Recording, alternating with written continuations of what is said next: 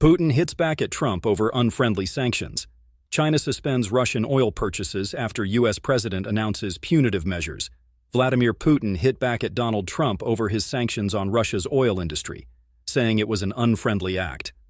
On Wednesday night, the U.S. President announced sanctions on Rosneft and Lukoil, the Russian giants that fund Putin's war machine through crude exports. The Russian president said the move would do little to repair relations between Moscow and Washington, adding, "Dialogue is better than war."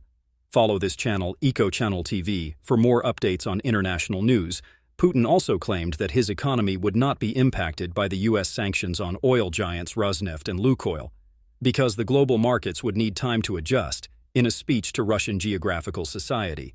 But analysts told The Telegraph that Putin is wrong, explaining that his market is now diminished. The punitive measures imposed by Mr. Trump on Russia were the first of his presidency, and came days after he shelved plans to meet Putin in Budapest for talks on how to end the war in Ukraine. In response to the U.S. sanctions, 4 Chinese state oil companies, PetroChina, Sinopec, CNOOC, and Zhenhua Oil, have all suspended purchases of Russian seaborne oil. The move came as Indian refineries said they would cut imports of Russian crude to comply with the new sanctions.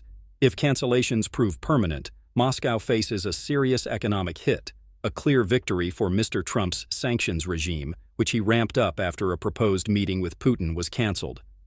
Analysts cautioned that China's move could be temporary, lasting only until a suitable workaround is found. China imports roughly 1.4 million barrels of Russian oil per day by sea. Most is bought by small independent operators, known as teapots, which may continue to buy Moscow's supplies after assessing the impact of sanctions. Teapots previously bought Iranian oil in defiance of Western sanctions on Tehran's nuclear program. But the sanctions are expected to inflict lasting costs on the Kremlin by making trade with its 2 largest customers harder. Greg Newman, chief executive of Onyx Capital Group, the world's largest liquidity provider in oil derivatives, said, "I think it's the same Trump strategy of maximum pressure that was used against Iran in his previous term. And I think it will be effective." Putin has just said, "The Russian economy won't suffer," but I don't agree.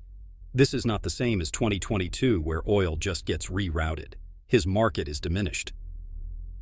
Tom Keating, director of the Center for Finance and Security at the Royal United Services Institute think tank, said China's decision to suspend its purchase of Russian oil poses serious challenges for Russia. "It is no surprise to see countries like China rethink their Russian oil purchases," he said. "There's a sense that the wind has changed direction, and there is a heightened risk that the White House will now follow through on its sanctions decisions by going after